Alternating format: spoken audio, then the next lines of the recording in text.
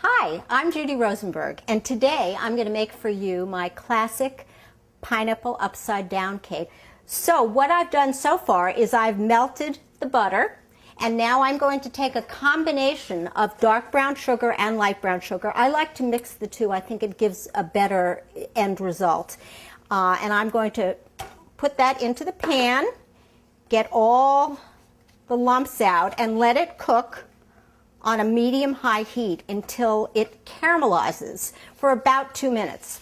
And I have to tell you, I found a really interesting fact out about pineapple upside-down cake. It actually originated in the Middle Ages, when people used to take the fruit that was available, apples and cherries, put it in a cast iron pan, put in the cake, and then cook it over the coals. So, you know, it wasn't really until the 1930s that the idea of putting pineapple in it, canned pineapple of course, came into being. So as soon as you get to this color, you want to take your pineapple slices, of which I've used 1 can, which generally has 10 slices of pineapple. I've sliced 2 for the sides, as you'll see, but right now I'm going to take the whole ones and I'm just going to place them in my brown sugar and butter mixture. And they're already beginning to caramelize. Place them evenly.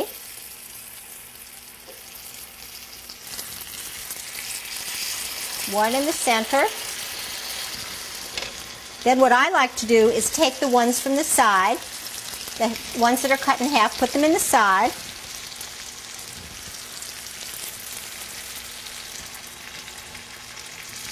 If we can squeeze one more in there. Just wherever you can place them, get them in there, because the more pineapple, the better, let's face it. So we're going to put the little cherries right in the center of our pineapple, and wherever else we can fit them, just for that added little dot of color. Now how fun is that? Look at that. We've really made this one colorful. So what we're going to do now, we're going to let this sit here, put it aside, and we're going to start making the cake batter to put over it. Now that we've set aside our topping, we're going to start on the batter. So I've put my unsalted butter in here, and I'm about to pour in my sugar. I have reserved a little bit of sugar to mix with my egg whites so that they make a more beautiful kind of marshmallowy texture. So we're going to put this in here. And we're going to cream it until it's light and fluffy.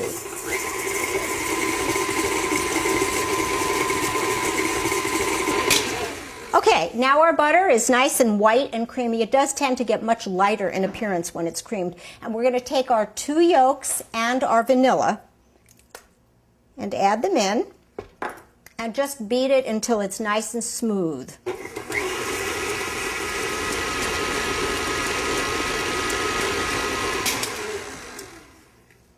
I always like to use my handy rubber spatula to just scrape the sides down so that everything is incorporated properly and we don't leave any residue on the sides of the bowl. Okay, now we are going to set this aside, and I have to say, if you love baking, have 2 mixing bowls. It just makes life so much easier. So we're going to place our egg whites, our 2 egg whites, into this bowl, put on our whisk attachment, and when this gets a little foamy, then we're going to add our sugar gradually.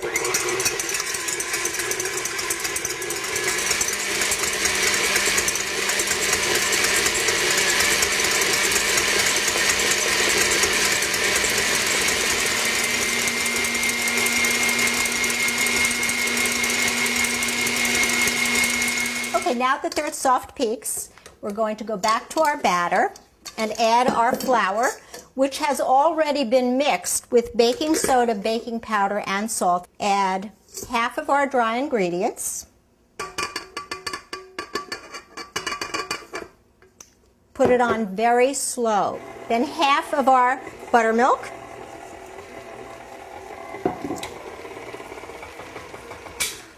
So we'll put in the rest of our flour, and then as it's stirring, we'll add the rest of the buttermilk.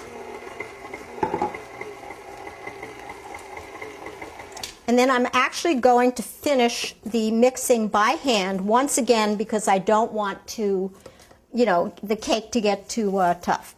Giving this luscious golden batter, a couple stirs by hand. And now I'm going to take about a third of the egg whites just to loosen up the batter before I fold in the rest. Because you want to do it very gently when you fold them in. So first we'll just kind of loosen so it's not too arduous a task to fold them in. So we've loosened the batter now, and we're going to take the whites, the rest of the whites. This is a bowl I want to lick. Take the whites, get them all in there.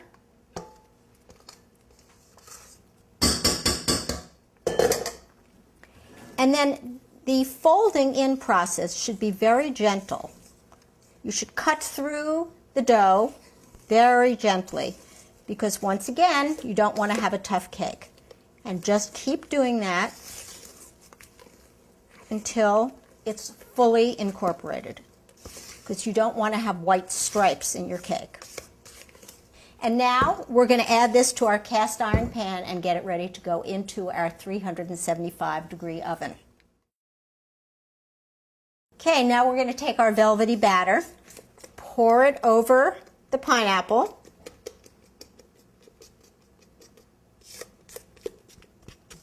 There. Then we're going to very gently spread it because we don't want to upset the pineapple and the cherries. Like that. The batter will continue to spread once it goes in the oven. So now we're going to put it in our preheated 375-degree oven. And really, it can vary based on your oven anywhere from 30 minutes to 40 minutes. But the top should be golden and firm to the touch so that it kind of bounces back when you touch it.